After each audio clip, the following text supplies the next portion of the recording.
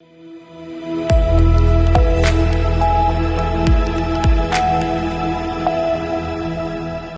के बाद आप सभी का बहुत स्वागत है सी न्यूज़ भारत में। नमस्कार, मैं हूं रत्ना। वक्त हो गया है मध्य प्रदेश बुलेटिन का। बात होगी दतिया की, जहां पुलिस ने नाबालिग के साथ दुष्कर्म करने वाले फरार आरोपी को गिरफ्तार करने में सफलता हासिल की है।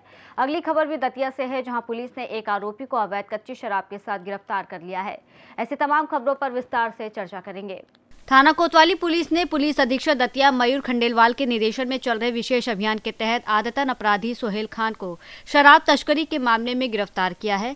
अतिरिक्त पुलिस अधीक्षक सुनील शिवहरे और एसडीओपी आकांक्षा जैन के नेतृत्व में फरार आरोपियों अवैध गतिविधियों के खिलाफ कार्रवाई के दौरान मुखबिर की सूचना पर पुलिस ने बक्सी के हनुमान मंदिर के पीछे रेलवे लाइन के पास दबिश देकर सोहेल पुत्र कल्लू उर्फ शकील खां उम्र 28 वर्ष निवासी दांतरे की नरिया को हाथ भट्टी से बनी कच्ची शराब के साथ पकड़ा।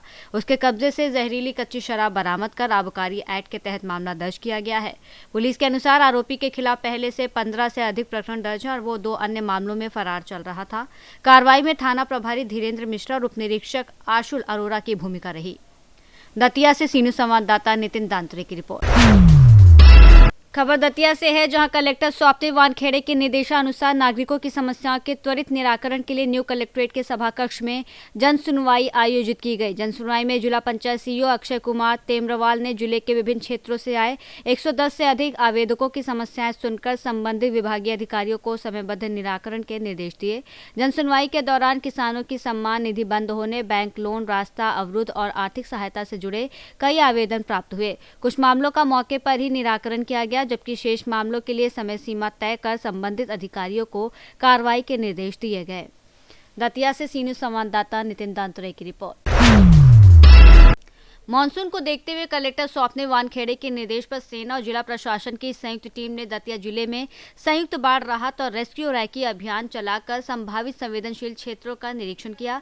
इस दौरान तहसील दतिया, भांडेर और इंदरगढ़ के कोटरा, ओरीना, सुनारी, लॉन्च, कुलेट सहित दतिया नगर के निचले और संवेदनशील इलाकों में नदी तालाबों के जलस्तर, जलभराव की स्थिति और राहत बचाव संसाधनों की समीक्षा की गई।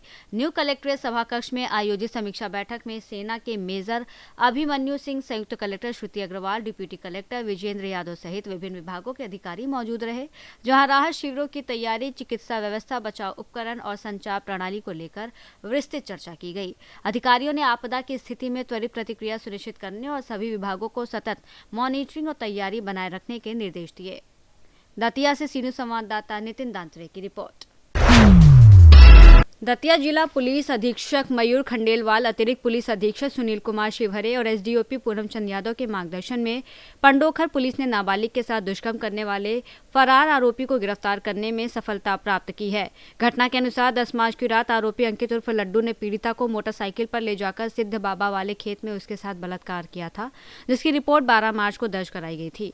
पुलिस ने मामले की गंभीरता को देखते हुए बीएनएस, पॉक्सो एक्ट और SC/ST एक्ट की विभिन्न धाराओं में प्रकरण दर्ज कर विवेचना शुरू की। 11 मई को एसडीओपी भांडेर और थाना प्रभारी रिपु दमन सिंह राजावत के नेतृत्व में पुलिस टीम ने घेराबंदी कर 20 वर्षीय आरोपी को गिरफ्तार कर लिया और घटना में प्रयुक्त मोटरसाइकिल भी जब्त कर ली, जिसके बाद आरोपी को न्यायालय पेश कर जेल भेज दिया गया है। दतिया से सी न्यूज़ संवाददाता नितिन दांतरे की रिपोर्ट। दतिया पुलिस अधीक्षक मयूर खंडेलवाल के निर्देशन में अवैध शराब, हथियार और फरार आरोपियों के खिलाफ चलाए जा रहे अभियान के तहत थाना कोतवाली पुलिस ने बड़ी कार्रवाई की है। बीते दिन मुखबिर की सूचना पर बक्सी हनुमान मंदिर के पीछे रेलवे लाइन के पास दबिश देकर एक आरोपी को पीली प्लास्टिक की कट्टी में अवैध कच्ची शराब के साथ गिरफ्तार किया गया। आरोपी की पहचान सोहेल उर्फ कल्लू शकील खां के रूप में हुई है और उसके कब्जे से हाथ भट्टी से बनी जहरीली कच्ची शराब जब्त की गई। आरोपी के खिलाफ आबकारी एक्ट के तहत मामला दर्ज कर उसे न्यायिक हिरासत में भेज दिया गया है। पुलिस के अनुसार आरोपी एक आदतन अपराधी है, जिसके खिलाफ पहले से कई मामले दर्ज हैं और वो फरार भी चल रहा था। कार्रवाई में थाना प्रभारी निरीक्षक धीरेन्द्र मिश्रा और उप निरीक्षक आशुतोष अरोरा की अहम भूमिका रही। दतिया से सी न्यूज़ संवाददाता नितिन दांतरे की रिपोर्ट। नवंबर 2018 में AB रोड पर हुए दर्दनाक सड़क हादसे में कार सवार 5 लोगों की मौत के मामले में कोर्ट ने बड़ा फैसला सुनाया है। हादसे में हरिदास बैरागी, दिनेश चंद्र चौहान, संतोष चौहान, प्रकाश पाटी, प्रकाश किसालिया और चालक प्रदीप राय की मौत हो गई थी। शुरुआत में पुलिस रिपोर्ट में गलत दिशा से टक्कर की बात दर्ज की गई थी, लेकिन जांच और प्रत्यक्षदर्शियों के बयानों के बाद स्पष्ट हुआ कि ट्रक चालक की लापरवाही से हादसा हुआ था। अब अदालत ने ट्रक चालक को दोषी मानते हुए मृतकों के परिजनों को 1.37 करोड़ रुपए मुआवजा ब्याज सहित देने के आदेश दिए हैं। इसके साथ ही 6% ब्याज भी लागू किया गया है। इस मामले में पैरवी अधिवक्ता राजेश खंडेलवाल द्वारा की गई थी, जिसे परिजनों की बड़ी कानूनी जीत मानी जा रही है। आपने मुआवजा राशि का फैसला सुनाया, जिसमें आपके माध्यम से मृतक के परिजनों को 1.37 करोड़ रुपए की मुआवजा राशि मिलने जा रही है। क्या कहना चाहेंगे, पूरा मामला किस तरह का? दरअसल ये बहुत ही बिरले प्रकार का क्लेम का मुकदमा था। इस पूरे क्लेम का जो प्रकरण था, इस पूरे प्रकरण में एक बड़ा पुलिस के द्वारा अपनी जांच में 2 प्रकार के तथ्य पाए गए थे। इस मुकदमे में सर्वप्रथम पुलिस द्वारा जो मृतक परिवार जिस स्कॉर्पियो वाहन में बैठे थे, उसके विरुद्ध ही एफआईआर लॉन्च कर दी गई थी। तत्पश्चात पुनः पुलिस के द्वारा जांच की गई और उक्त जांच में पाया कि स्कॉर्पियो वाहन पलटी नहीं हुआ था। उक्त वाहन को ट्रक के द्वारा लापरवाही पूर्वक गाड़ी चलाकर पीछे से स्कॉर्पियो वाहन को टक्कर मारी थी। तत्पश्चात स्कॉर्पियो वाहन पलटी खाते हुए सड़क के दूसरी तरफ जाकर अन्य ट्रक से टकरा गई थी। इन दोनों ही प्रकार के विरोधाभास में कि एफआईआर जो थी स्कॉर्पियो के विरुद्ध थी, जिसके अंदर स्कॉर्पियो के चालक को आरोपी बताया गया था, उसके द्वारा घटना कारित करना बताई गई थी। तत्पश्चात जांच के दौरान उक्त घटना ट्रक से होना प्रमाणित पाया गया था। इन सभी विरोधाभास को बीमा कंपनी के द्वारा माननीय न्यायालय के समक्ष उनके तर्क प्रस्तुत किए गए थे। हमारे माध्यम से इन सभी परिजन जो घटना में जो 5 लोगों की डेथ हो गई थी, उन सभी के तरफ से हमने क्लेम याचिका दायर की थी। उक्त क्लेम याचिका में माननीय न्यायालय के द्वारा सभी पक्षों के तर्क श्रवण किए गए। साथ ही बीमा कंपनी के द्वारा अपने साक्ष्य के समर्थन में जो पुलिस अधिकारी जिनने एफआईआर लॉन्च की थी, उनके भी कथन कराए थे। सभी पक्षों के तर्क श्रवण किए गए। हमने दस्तावेजी साक्ष्य एवं मौखिक साक्ष्य प्रस्तुत की। सभी के साक्ष्य पे विचारण होने के पश्चात में माननीय न्यायालय द्वारा परिजनों को 1,37,00,000 रुपए कुल राशि देने का आदेश दिया है। साथ ही उक्त मुकदमे में बहुत सारी पेशियां, साथ ही काफी सारे गवाह भी प्रस्तुत किए गए हैं, जिसके कारण विचारण में काफी समय लगा।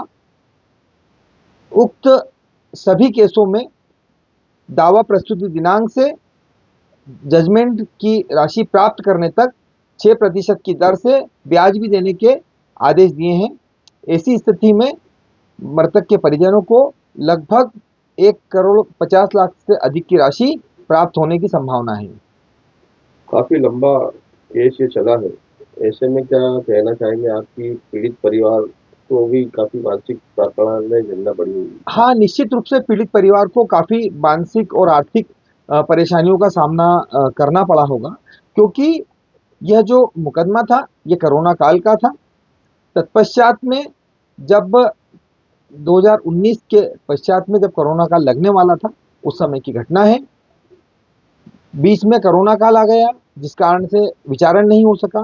फिर चूंकि थाना क्षेत्र टीकरी का मामला था, टीकरी से सभी गवाह आए, हमने आई विटनेस के बयान कराए, साथ में घटना के अन्य साक्ष्यों के भी कथन कराए। बीमा कंपनी के द्वारा भी पेशियों में काफी समय लिया गया, उनके द्वारा भी काफी सारी साक्ष्य प्रस्तुत की गई। उक्त कारण से यह विचारण इतना लंबा चला, किंतु अंततः परिजनों के पक्ष में उनके सत्य की जीत हुई है। माननीय न्यायालय द्वारा उक्त फैसला कर उन परिजनों को आर्थिक जो सुदृढ़ता प्रदान की गई है। जो गरीब परिवार थे, जो पीड़ित परिवार थे, उनके घर में छोटे छोटे बच्चे हैं, जो पढ़ने लिखने वाले बच्चे हैं, उन सभी को इस आदेश के द्वारा आर्थिक उनको सुदृढ़ता प्राप्त होगी। ये फैसले के बाद अब मुआवजा राशि कब तक मिलने की उम्मीद है पीड़ित परिवार को? माननीय न्यायालय द्वारा बीमा कंपनी को 30 दिवस में उक्त राशि अदा करने के आदेश दिए हैं। यदि 30 दिवस के अंदर भी अगर माननीय न्यायालय के समक्ष बीमा कंपनी ने अपनी राशि जमा नहीं की, तो हम फिर उस पर आगे की कार्रवाई करेंगे। आपका परिचय? राजेश खंडेलवाल, अधिवक्ता। इंदौर से सीनियर संवाददाता राकेश रायकवार की रिपोर्ट। बुलेटिन में फिलहाल इतना ही। देश और दुनिया की तमाम बड़ी खबरों के लिए देखते रहिए सी न्यूज़ भारत।